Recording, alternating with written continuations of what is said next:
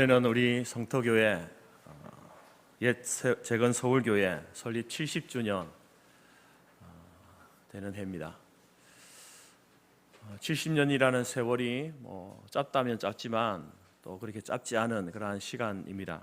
그 시간 가운데에 우리 교회를 섬겨왔던 많은 분들이 계시죠. 그 가운데 목회자로는 1대 우리 박성규 목사님, 고 박성규 목사님, 또 2대 방인성 목사님, 또 3대 이성현 목사님, 장로님들 중에는 박열순, 임정재, 조헌경, 하흥용, 민건기, 김보경, 조웅래, 조재진, 백승학, 박용덕, 김동석, 이수근, 김상철, 오능환, 안권준, 김정일, 김상대 이러한 장로님들이 섬기셨고, 지금 또 현직에 또 제가 이제 또 목사로 있고 또 우리 5분의 시무 장로님이 계십니다. 이 성토교회를 향한 그 하나님의 섭리하심, 그 섭리하심 가운데에 또 이분들의 헌신과 섬김이 있었기 때문에 교회가 성장하고 또 유지되고 성숙해 왔음을 고백합니다. 그 시대 가운데에서 이제 하나님의 어떤 그 일하심, 거기에 이제 함께 이렇게 동력하고 합력해서 이제 자신의 역할을 감당해 왔기 때문에 이제 교회가 성장하고 성숙이 있었던 그런 은혜의 시기였습니다. 그러한 교회 역사를 바라보면서 조심스럽게 이런 질문을 던져봅니다. 지금도 그때와 같이 교회가 성장하고 있고 성숙되고 있는가? 질문을 던져봅니다. 그 대답은 모두가 동일한 것입니다. 긍정적이지 않습니다. 무엇이 문제일까? 그동안 우리는 교회는요, 두 번의 큰 아픔을 겪었고 또 코로나 팬데믹 이후에 이상 현상이 뭐냐면은 이 교회에 출석하는 이러한 일들을 개인이 선택에 따라서 한다는 겁니다. 그래서 그러한 일들로 인하여서 이제 세대와 세대를 이어가야 될 그런 어떤 다음 세대가 부재하게 되어지고 또 모이기를 피하는 이러한 습관들, 이것이 이제 교회의 존재를 위협하는 그런 사단의 전략이었다라는 사실을 깨닫게 됩니다. 그런데 이러한 문제들은 우리 교회만의 문제가 아니라 이제 지금 교회가 초대교회가 세워지면서부터 예수님께서 교회를 세우고 난 이후로부터 해서 이렇게 교회 역사 가운데 계속해서 이런 문제들은 있어 왔습니다. 그럼에도 불구하고 하나님의 교회는 성장하고 성숙해 왔거든요. 우리는 무엇이 문제고 그렇게 교회가 지속적으로 역사 속에서 성장하고 성숙해 왔는데 왜 우리 교회는 그럴까? 그 해답은 다른 데 있지 않습니다. 교회의 역할에 있다. 저는 그렇게 판단을 합니다.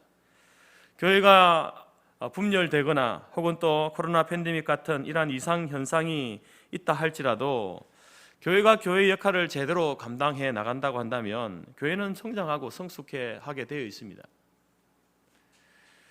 때문에 우리 성토교회가 다시 성장하고 성숙하게 되려면 무엇을 해야 되는가? 다시 교회의 역할을 제대로 감당하면 그렇게 될 때에 우리 성토교회도 성장하고 성숙해 되어진다라는 겁니다. 이러한 교회의 역할이 무엇인가? 그것이 이제 오늘 설교 제목인 또 우리 한 해 표가 되는 모이는 교회, 흩어지는 교회, 그 속에 담겨져 있습니다. 다시 말해서 모여서 우리가 예배드리고 기도하고 말씀을 배우고 그리고 흩어져서 전도하고 구제하고 사랑을 나누는 일들을 해나갈 때에 그 교회는 교회의 존립의 목적에 맞게, 존재의 목적에 맞게 또 성장하고 성숙해 되어진다라는 겁니다. 여러분, 우리는 바쁜 시대를 살고 있습니다. 직장이나 학교나 또 가정 일 때문에 더 이상 시간이 없고 여력이 없다라고 이렇게 말을 합니다. 그러나 여러분, 이 기독교 신앙생활이라고 하는 것은 어떤 사람의 편의를, 개인의 편의를 도모하기 위해서 하는 게 아닙니다. 나의 형편과 나의 사정을 우선으로 하려면은 그럼 기독교가 아닌 다른 종교를 믿으면 되는 겁니다. 단순히 종교 생활을 원한다면은 다른 종교를 믿으면 되죠. 우리가 신앙생활을 하는 이유와 목적은 무엇입니까? 그래서 우리의 신앙생활에 있어서 우선순위는 뭐냐면 하나님께서 우리에게 요구하시는 것이 무엇인가, 그것을 살피고 그것에 초점을 맞추어서 살겠다라는 거죠. 그렇게 해 나갈 때에 우리의 인생이, 우리의 삶이, 우리가 하는 일들이 의미가 있고 가치가 있어지는 겁니다.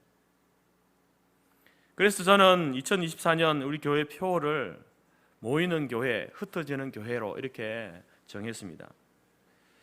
그럼 여기서 교회는 모이는 교회, 흩어지는 교회, 모이고 흩어진다는 의미는 알겠는데 교회가 무엇인가? 더 정확하게 질문하면 교회가 누구인가? 라는 것에 대해서 우리가 생각해 봐야 됩니다. 보통 우리는 교회를 이렇게 집단, 공동체로 많이 생각하잖아요. 근데 여러분, 물론 그런 의미도 있지만 이 교회라고 할 때는요, 바로 예수 그리스도를 구주로 믿는 사람을 이야기합니다. 그리고 그 사람들의 모임, 그것을 이제 교회라고 이렇게 부르죠. 그러니까 우리 자신이, 여러분이 교회입니다. 교회이고 우리 모두가 교회다. 그래서 우리는 모이는 교회가 되어야 된다. 그리고 흩어지는 교회가 되어야 된다. 좀 더 쉽게 여러분들이 이해하기 쉽게 표현하면 모이는 성도, 흩어지는 성도 이렇게 표현해도 틀리지 않습니다. 그런 교회를 이제 우리가 구분할 때에 여러 가지 방식을 사용하는데요. 교회가 어디에 있느냐, 교회의 위치에 따라서 이렇게 구별할 때에 땅 위에 있는 교회, 지역교회, 우리 성토교회가 여기 이제 창신동에 있잖아요. 지역교회, 땅 위에 있는 교회입니다. 그리고 또 교회는요, 땅 위에만 교회가 있는 것이 아니라 저기 천상에, 하늘에도 교회가 있습니다. 우주적 교회라고 이렇게 이야기하죠. 그리고 또 교회의 범위에 따라서 눈에 보이는 교회가 있습니다. 우리 성토교회가 저와 여러분들이 눈에 보이잖아요. 우리는 보이는 교회입니다. 그러나 그 천상의 교회는 눈에 보입니까? 안 보입니다. 우주적 교회는 눈에 안 보입니다. 눈에 보이지 않는 그러한 교회도 있습니다. 그리고 교회의 상태에 따라서 전투하는 교회, 그리고 승리하는 교회가 있습니다. 이 땅에 있는 교회는, 눈에 보이는 교회, 지상의 교회는 전투하는 교회입니다. 뭔가 계속해서 이 싸움을 싸우고 나가고 있다는 겁니다. 영적 전투를 벌이고 있는 것이 바로 저와 여러분이고 우리 교회라는 겁니다. 그리고 천상에 있는 교회는요, 승리한 교회, 승리하는 교회입니다. 이긴 교회. 그래서 우리는 시간적으로나 공간적으로나 우리가 여기에 있지만, 지금 있지만 또 우리는 거기에 있는 거예요. 저기에 있는 겁니다. 그런 이런 어떤 좀 상상되지 않는, 상상할 수 없는 그런 어떤 존재의 특별함이 교회가 가지고 있다. 예수를 믿는 자들에게 주어진다라는 사실을 알 필요가 있고, 마지막으로 교회의 사역을 두고 이제 교회를 구분할 때는요, 모이는 교회, 흩어지는 교회 이런 표현을 씁니다. 여러분, 우리가 이 교회를 이야기할 때에 교회의 이상적인 모습, 교회는 어떠해야 하는가라고 이야기할 때에 주로 하는 말이 뭐냐면 초대교회로 돌아가야 된다. 처음에 예수님께서 교회를 이렇게 창립하실 때에 그 교회의 모습으로 돌아가야 된다. 우리가 지금 많이 변질되어 있으니까, 잘못되어 가고 있고 또 잘못된 길로 가고 있으니까 이제 바르게 성장하고 성숙해 되려면은 초대교회의 모습을 우리가 다시 회복해야 된다, 이렇게 이야기를 합니다. 그러면 초대교회는 어땠을까? 그것을 알기 위해서 여러분, 오늘 이 교회 표 또 설교 제목 가운데에 이제 우리가 사도행전 말씀을 우리가 펼쳐 드려야 하는 것입니다. 그래서 오늘 저는 사도행전의 이 두 본문을 가지고 앞으로 우리 교회가 나아가야 될 방향에 대해서 두 가지로 말씀드리고자 합니다. 첫 번째는 이제 2장 46절에 나와 있는 것처럼 모이는 교회가 되어야 된다. 날마다 마음을 같이하여 성전에 모이기를 힘쓰고, 이게 초대교회의 모습이었다라는 겁니다. 교회가 올바르게 서려면요, 먼저 모여야 됩니다. 이것이 교회의 가장 기초가 되는, 교회 정체성에 있어서 가장 기본이 되는 모습입니다. 모이는 교회. 교회는 건물이 아니라고 말씀드렸습니다. 교회는 예수 그리스도를 주님으로 고백하는 사람들, 그 사람들의 모임, 그것이 교회다. 내가 교회고 우리 모두가 교회다. 이 교회는 모여야 된다. 그래서 우리는 교회당, 이 건물은 교회당이라고 하죠. 예배 드리는 곳을 교회당, 예배당 이렇게 부릅니다. 이 예배당, 교회당에 우리가 모여서 이제 함께 모일 때에 우리는 더 강하고 더 넓고 더 의미 있는 예수 그리스도의 교회를 만들어 갈 수 있다라는 겁니다. 아무리 유능한 사람일지라도, 탁월한 사람일지라도 혼자서는요 큰 일을 할 수 없습니다. 손흥민 선수, 축구 선수, 여러분 그 선수는 제가 봐도 아주 탁월한 날고 기는 선수들이 다 그 프리미어 리그에 있지 않습니까? 근데 그 선수들 가운데서도 아주 탁월한 능력을 가진 선수라고 생각합니다.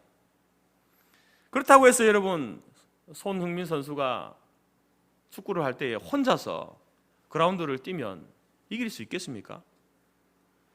자기의 실력을 제대로 발휘할 수 있겠습니까? 골을 넣을 수 있을까요? 그럴 수 없습니다. 축구는 반드시 11명이 싸워야 되죠. 혼자서는 할 수 없는 겁니다. 마찬가지로 교회도 마찬가지입니다. 교회도 혼자 일하는 것보다 사람들이 함께 모여서 힘을 나누고 아이디어를 나누고 꿈을 나누고 기쁨을 나누고 마음과 뜻을 함께 하면서 이렇게 나아갈 때에 그 교회는 성장하고 성숙해 되어진다라는 겁니다. 그렇기 때문에 초대교회의 모습 가운데 가장 아름다운 그 교회의 어떤 원형, 그 첫 번째는 뭐냐? 모이는 교회입니다. 히브리서 10장 말씀 가운데 보면요, 모이는 교회의 중요성에 대해서 이렇게 말하고 있습니다. 서로 돌아보아 사랑과 선행으로 격려하며 모이기를 피하는 어떤 사람들의 습관과 같이 하지 말고 오직 권하여 그날이 가까움을 볼수록 더욱 그리하자. 모여서 뭘 해야 되는가를 이야기하죠. 서로 돌아보는 일, 사랑과 선행으로 격려하는 일, 이러한 일들을 교회가 해야 된다 라고 말하면서 거기에 반하는 모습들을 이야기합니다. 모이기를 피하는 어떤 사람들의 습관이 있다, 이렇게 이야기합니다. 초대교회에 모임을 피하는 사람들이 있었다는 겁니다. 왜 그들이 모임을 피하려고 했는지 오늘 히브리서 말씀에서는 이야기하지 않습니다. 그런데 그것을 뭐라고 표현합니까? 습관이다, 이렇게 이야기합니다. 습관. 여러분, 우리가 이 교회가 오늘 주보에도 이야기하지만 주일 성수를 굉장히 강조합니다. 그런데 주일 성수에 실패하는 사람들이 왜 실패할까요? 신앙이 없기 때문에 실패할까요? 신앙이 없는 사람은요 실패하지도 않죠. 주일 성수를 아예 하지 않으니까. 근데 우리가 내가 주일 성수에 실패했구나, 이런 어떤 회개와 또 이 자기 자신을 돌아보는 일들을 왜 합니까? 신앙이 없는 사람은요 하지 않습니다. 그런 설교 가운데 주일 성수해야 됩니다라고 할 때에 아무런 찔림이 없어요. 도전이 되지 않습니다. 부담이 오지 않습니다. 근데 내게 부담이 오고 도전이 되고 찔림이 되는 것은 신앙이 있다는 거죠.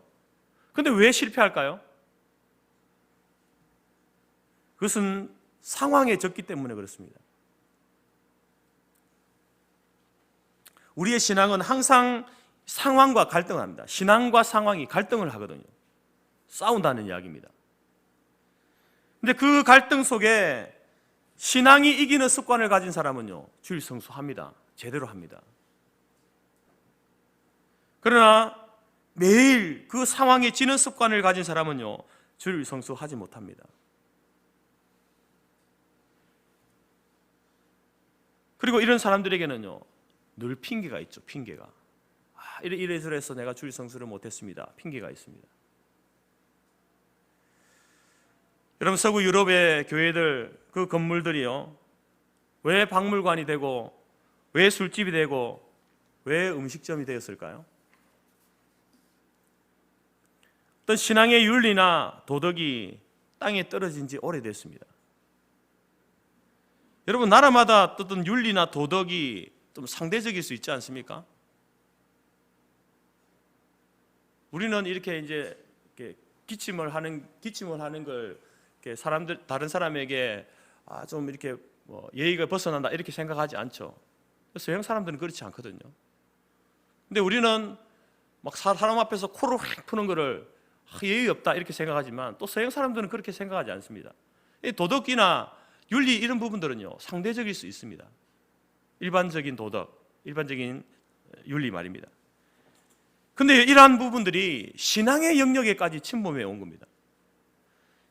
신앙적으로도 여러분 이 도덕이나 윤리가 있거든요. 신앙적인 윤리, 신앙적인 도덕이 있습니다.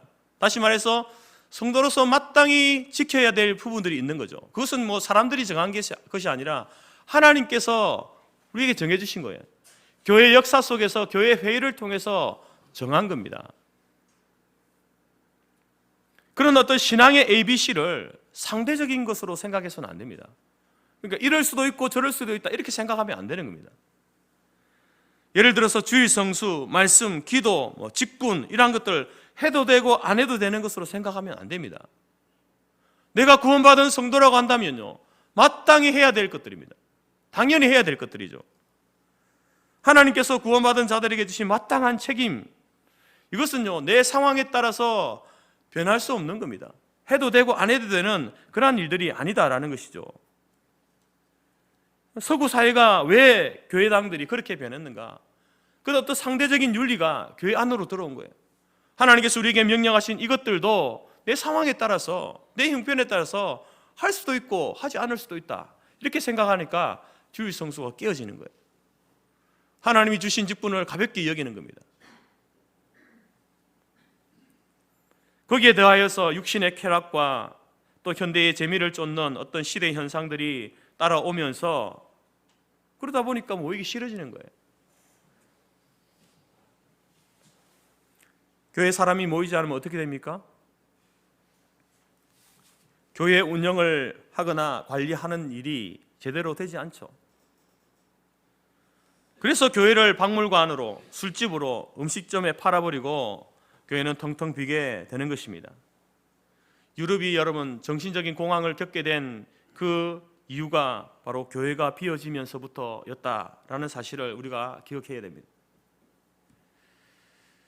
그러나 여러분 교회 가운데서도 열심히 모이는 교회들이 있습니다. 교회들마다 이제 규모가 다 다르기 때문에 정말 우리가 생각할 때 대형 교회라고 하는 그 교회들은요 월요일부터 주일까지 계속해서 이렇게 성도들이 왔다 갔다 합니다. 교회가 비지 않습니다. 그러나 또 규모가 작은 교회들은요 이제 주일은 당연히 하겠지만 또 보통 우리가 이제 수요 예배 뭐 이렇게 예배 드리고 혹은 또 우리 교회는 뭐 수요일날 같이 기도회를 하지만 또 어떤 교회는 금요일날 철야 기도회를 갖는 교회도 있고요. 또 주중에 새벽 예배도 있지 않습니까? 또 주중에 여러 가지 이제 어떤 성경 공부하는 교회도 있고 여러 가지 사역들을 하는 교회들도 있습니다. 교회들마다 조금씩 다르죠. 요는 뭐냐면 주일만 아니라 주중에도 성도들이 이렇게 교회를 들락날락 한다는 겁니다. 자기 개인적인 목적을 따라서 혹은 또 어떤 모임이나 또 성경 공부 또 어떤 사역을 위하여서 교회를 왔다 갔다 하는 거죠.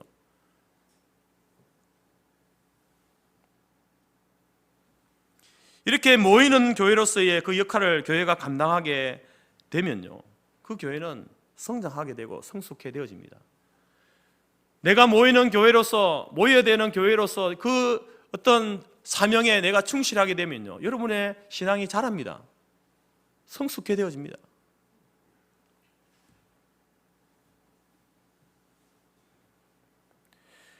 모여서 우리가 무엇을 하는가 크게 두 가지로 우리가 볼 수 있는데 첫 번째는 두말할 것 없이 예배 아니겠습니까? 모여서 예배 드리는 게 중요합니다.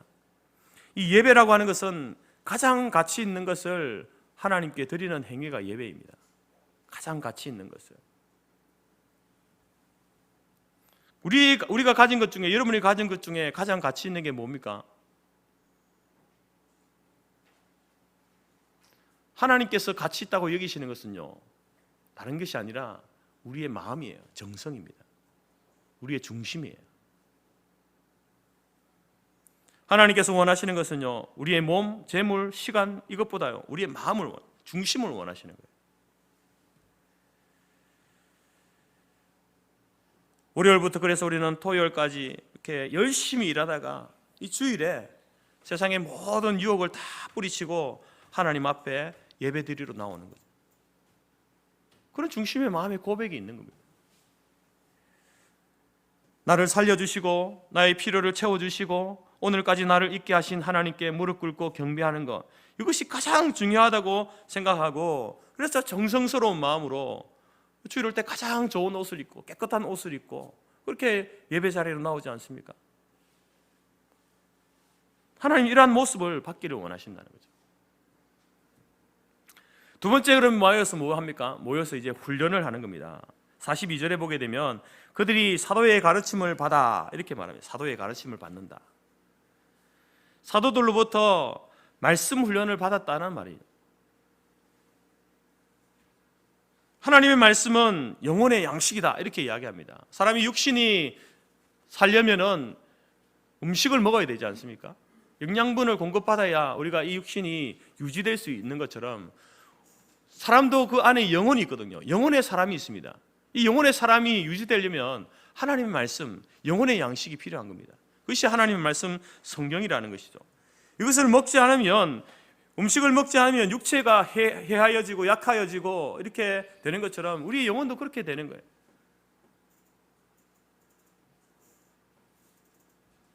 그래서 우리는 교회 처음 이제 신앙생활 할 때부터 해서 자기의 믿음의 단계에 맞는 영혼의 양식을 먹게 되면서 차츰 영적으로 자라고 성장하게 되는, 또 성숙해 되어지는 그러한 일들이 일어나게 된다는 겁니다. 여러분, 하나님의 말씀은요, 우리에게 있어서 바른 가치관, 바른 인생관을 제공해 주는 겁니다. 그래서 우리의 자람, 우리의 성장이나 성숙은요, 내가 원하는 모습이 아닙니다. 세상이 원하는 모습이 아니라 하나님이 원하는 모습으로 생각이 바뀌고 삶의 방향이 바뀌고 방식이 바뀌는 거예요. 그래서 이러한 사람들이 이제 교회 안에서 어떤 리더로서의 역할을 감당할 수 있는 그런 사람이 되는 겁니다. 하나님의 말씀을 늘 묵상하고 읽는 사람들, 그 사람과 한 번도 성경을 읽지 않으면서 뭐 세상의 신문이나 세상의 책만을 읽는 사람은요, 다릅니다. 왜냐하면 하나님의 말씀은 완벽하다고 그랬거든요. 하나님의 말씀은 성령의 감동으로 된 것이기 때문에 이 말씀은요, 사람을 의롭게 만들고 바르게 만들고 틀린 것이 무엇인가를 깨닫게 해주고 올바른 판단을 갖게 해주는 것, 그것이 여러분 하나님의 말씀입니다. 그리스도인으로서 무엇을 해야 하는가, 무엇이 옳은가, 무엇이 그른가 알게 해주고 판단하게 해주는 것, 그것이 성경에 있습니다. 말씀에 있다는 거예요. 그 말씀을 모르기 때문에 그 사람이 생각하고 판단하는 것은요, 기준이 하나님의 말씀이 아닌 거예요. 세상의 기준을 따라서 그렇게 하는 거죠. 세상은 옳다라고 이야기하는 것이 교회에서는 옳지 않을 수 있거든요. 교회는 세상과 달리 세상에서 뭐 박사학위 몇 개 아무리 있다 할지라도 하나님 말씀으로 영적인 훈련을 받지 못한 사람은요, 교회에 와서 일 못합니다.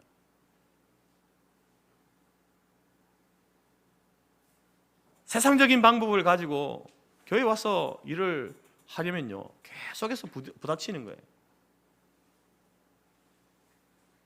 하나님의 방법은 하나님의 말씀에서 나옵니다.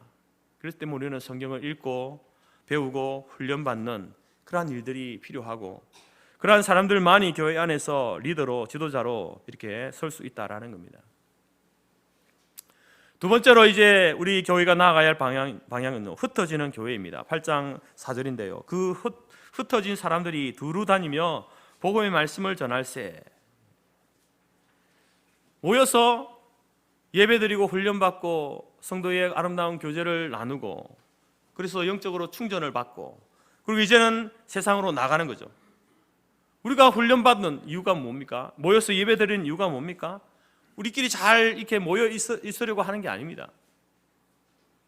예배를 통해서 은혜 받았습니까? 말씀으로 훈련 받았습니까? 성도의 교제를 통해서 서로가 위로가 넘쳐났습니까? 그러면 이제 흩어져서요 사명을 감당해야 되는 거죠. 오늘 본문에서는 흩어져서 복음을 전할세라고 이렇게 이야기합니다. 전도해야 된다는 겁니다. 교회 역사 속에서 재미있는 일들이 참 많았는데, 그 중에 하나가 뭐냐면은 모여서 예배드리고 말씀으로 영적 양식을 채우는 일이 너무 좋은 거예요. 너무 좋아가지고 그 일만 하는 거예요. 모이는 일만 하는 겁니다.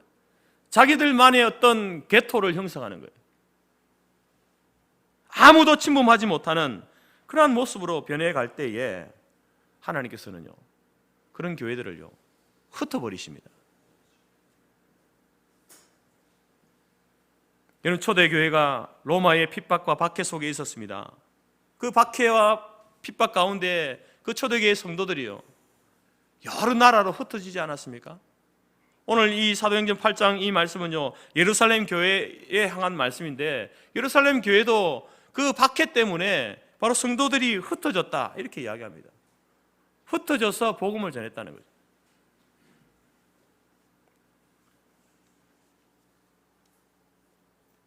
여러분, 교회 안에서도 끼리끼리 모이는 것은요 정말 나쁜 겁니다. 누구도 침범하지 못하는 그런 모임을 만들어서는 안 되는 거예요. 누구나 쉽게 들어올 수 있고 벽이 없는 교회, 그런 모임이 교회 안에 있어야 되지, 우리끼리만 모이는 그런 모임은요 안 됩니다. 여러분, 성장하지 않는 교회의 특징 중에 하나가 뭡니까? 빠지지 않는 것이 교회의 문턱이 높다. 교회에 새 가족이 오면은 뭔가 보이지 않는 벽이 있는 거예요. 넘기 힘든 거예요. 아무리 그것을 넘어보려고 해도 틈을 주지 않아요. 사람들이 틈을 안 주는 겁니다. 그런 교회는 성장하지 못합니다. 여러분, 교회가 그런 모습으로 변해갈 때에 하나님께서는요, 오늘 초대교회들은 복음을 전하다가 핍박을 받고 흩어졌습니다. 이런 흩으심은 괜찮은 거예요. 그런데 여러분, 우리 교회가 그런 우리만의 어떤 모임, 공동체, 우리끼리만 이렇게 모여서 사람들이 들어오는 이것을 자꾸 막아서는 그런 일들이 일어날 때는요, 하나님께서는 의도적으로 그 교회를 흩어버리십니다. 존재 자체를 흩어버리시는 거예요. 그런 교회가 되어서는 안 되지 않습니까? 그래서 우리 성도교회는 자발적으로 흩어져야 돼요. 자발적으로 흩어지자. 그러니까 어떤 분들이 그럼 우리 성도교회 없어지는 겁니까? 이렇게 말씀하시는데, 그런 의미가 아니고, 우리가 모여서 예배드리고 기도하고 성도 간의 교제를 나누고 말씀을 배워가지고 이렇게 영적 재충전을 해가지고 이제 세상 가운데 나가는 겁니다. 우리끼리만 모여가지고 너무 좋다 이렇게 하는 게 아니라, 우리가 받은 그 복음과 그 사랑을 사람들에게 전하기 위해서 한 주 동안 나아가서 그 일들을 감당하자는 겁니다. 자발적으로 나가서 복음을 증거하는 이러한 일들을 감당해 나갈 때에 여러분, 그런 교회가 성장하고 성숙해 되어지고, 그런 교회의 모습이 하나님이 원하시는 교회의 모습이다. 올 한 해 우리 성토교회가 모여서 그렇게 말씀과 기도와 교제와 훈련을 통하여서 영적 공급을 받고, 그리고 그 받은 것을 힘을 가지고 그 에너지를 가지고 세상에 나아가서 이웃을 향하여서 하나님의 사랑을 증거하고 복음을 전하고 더 나아가서 선교하고 구제하고 하는 이러한 일들을 하자는 겁니다.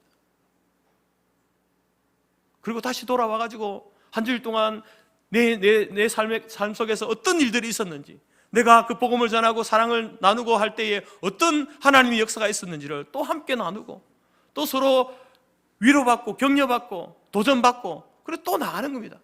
그런 일들이 매주일 일어날 때에 그런 교회들이 여러분 성장하고 성숙해 되어지는 교회가 될 줄로 믿습니다. 그래서 올 한 해 여러분, 우리가 이제 기억하고 집중해야 될 사역들이 있는데요, 먼저 전도 사역의 활성화입니다.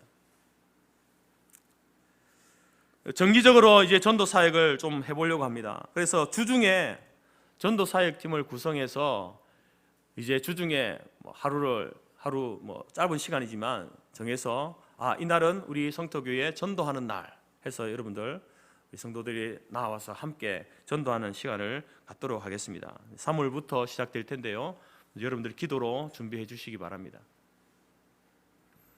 그리고 매달 셋째 주일은 뭐가 있습니까? 교회에 남녀 성교회 원례가 있죠. 그날은 주일 오후 모임을 갖지 않습니다. 성교 원례를 하고 그리고 나서 전교인이 전도 나갈 겁니다. 매달 한 번씩 셋째 주일 전교인 전도하는 날로 정해서 모든 사람들이 교회 주변으로 흩어져서 이제 전도하는 그런 시간을 갖게 될 겁니다. 그리고 또 매 주일마다 이제 예배 다 마치고 어디 갑니까? 어디 가십니까? 집에 가시겠죠. 집에 갈 때에 그냥 가지 마시고 이제 우리 전도 사역팀에서 전도지하고 또 전도 용품을 준비해 놓을 겁니다. 그러면 한 사람이 3개에서 5개를 가져가면서 이 창신동 안에서 여러분 그 전도지를 다 나눠주고 집으로 가시기 바랍니다. 3개에서 5개입니다. 만약에 내가 그것을 못했다, 집에 가서 저녁 드시지 마세요. 누구는 뭐 하나님 말씀 매일 몇 장 읽지 않으면 내가 밥을 먹지 않겠다 그렇게 결심하고 성경을 읽는다는데, 우리는 매주일 전도하는 거 그거 하지 않으면 집에 가서 식사하지 마세요.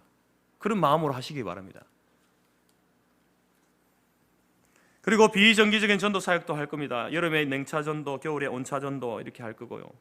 또 교회 절기마다 이제 부활절에도 여러분 우리끼리만 하는 게 아니라 또 우리가 전도 대상자들을 정해서 이렇게 그들을 초청하고, 가정의 달도 우리 부모님, 믿지 않는 부모님들 한번 초청해보고, 또 10월에 우리가 매년마다 하는 새생명 전도 축제주일, 그때 우리가 또 초청주일 가지고, 추수감사절도 여러분 그 감사절에 함께 이웃과 함께 나누는, 그래서 이웃을 초청해서 초청주일을 가지고, 성탄절에도 그 성탄의 기쁜 소식을 이웃과 함께 나누는 그러한 일들을 우리가 이제 하게 될 겁니다.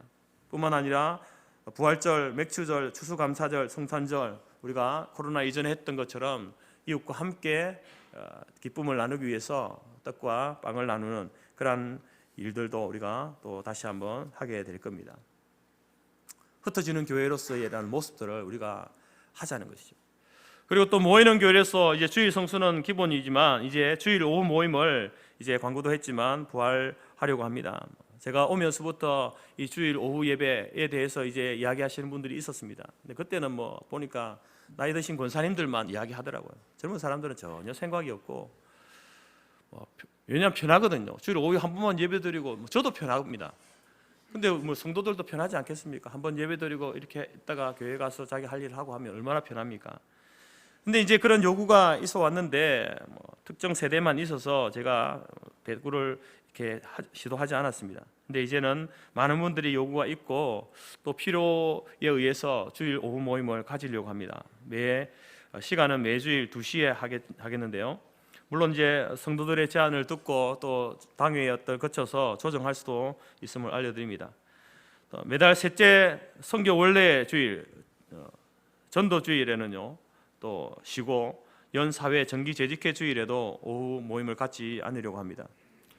주일 오후 시간은 이렇게 사용될 겁니다. 목적은 성경 공부이고 각종 세미나 혹은 선교사 방문 보고회, 또 교회 특별 활동, 이러한 일들을 통해서 이제 주일 오후 시간을 가지게 될 겁니다.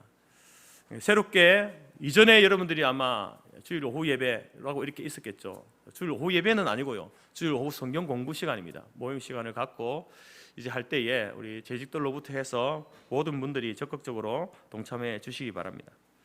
근데 이제 이렇게 사람이 모이고 흩어지는 이런 것도 필요하지만 우리의 재정도 모으고 흩어야 되거든요. 그래서 그 일을 위해서 이제 선교 사역을 좀 더 확장해 나가려고 합니다. 현재 우리는 4분의 선교사님을 정기적으로 물질적으로 돕고 있습니다. 그래서 선교사를 추가 선정해서 정기적 물질 후원을 해 나가려고 하고 있고요. 또 기도 후원하는 선교사님이 2분 계신데 거기에 5명을 더 선정해서 우리가 물질은 아직 우리가 연약해서 못하지만 계속 기도하는 일들을 하겠습니다 해서 태국에 있는 우리 박성률 선교사님, 또 중국에 있는 영상 나가죠. 시국에 있는 정승범 우리 선교사님, 또 시국에 있는 전디도 선교사님, 캄보디아 이기루 선교사님, 파라과이 최영기 선교사님, 이런 5분을 더 선정해서 기도 후원자로 이렇게 해 나갈 겁니다. 그래서 이러한 일들에 우리 온 성도들이 또 우리 선교회가 이전에 해왔던 것처럼 정기적으로 이렇게 후원하시면서 또 이렇게 선교 사역에 온 성도들이 동참해 주시기를 바랍니다. 그리고 구제하는 일입니다. 우리 교회 안에 또 어려운 분들을 돕는 일들을 지속 확대해 나가고요. 또 교회 이웃을 바라보면서 또 이러한 사역들이 외부로 확장되어 나가기를 바랍니다. 우리 권사회에서는 좀 올 한 해 여러분들이 계획 세우실 때에 또 교회 주변에 어떤 어르신들, 교회 안에 우리 어르신들 또 김장이나 쌀이나 생필품 보조할 수 있는 그러한 일들을 계획하시고 또 준비하시면 좋겠습니다. 또한 우리 구제팀에서는요, 지역 기관과 또 종로구 사회복지관과 협력해서 창신동 주민을 돕는 그러한 일들이 있더라고요. 그러한 일들에 우리가 협력해서 나아가면 좋겠고요.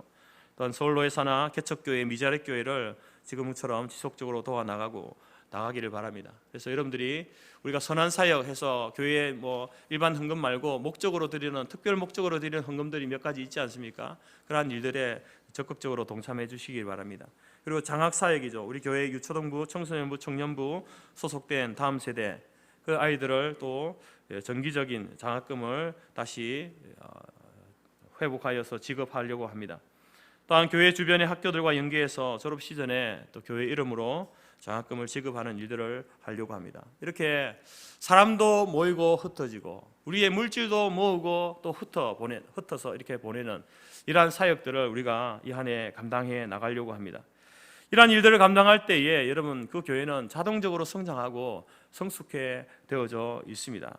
올 한 해 여러분 우리 모두 모이게 힘쓰시고 또 흩어져서 우리에게 맡긴 사명을 감당하는 우리 교회와 성도들이 될 수 있기를 간절히 바랍니다. 사실 지금까지 여러분 우리가 이 일들을 감당해 왔습니다. 해온 일들이고 조금 더 이제 확장하고 넓혀져 간다라는 거죠. 여러분들이 지금까지 그 일들에 함께 헌신해 주시고 또 충성해 주신 것 너무나 감사드립니다. 하지만 이 사역들을 우리가 지속적으로 해나가야 되지 않겠습니까? 또 그 사역을 우리가 좀 더 지경을 넓혀가야 되지 않겠습니까? 그러니 여러분 올 한 해 다시 한 번 더 힘을 내어서 헌신해 주시기 바랍니다. 다시 우리를 사명의 자리로 부르시는 하나님의 부름에 동참하시기 바랍니다. 저는 우리 성토교회가 모이는 교회, 흩어지는 교회 이 사명을 감당함으로 2024년 다시 한번 하나님 앞에 크게 쓰임받는 교회가 될 수 있기를 간절히 바랍니다. 하나님의 도우심과 능력이 우리 성토교회와 우리 모든 성도들의 가정과 기업 위에 충만한 한 해가 되어지기를 주님의 이름으로 축복합니다.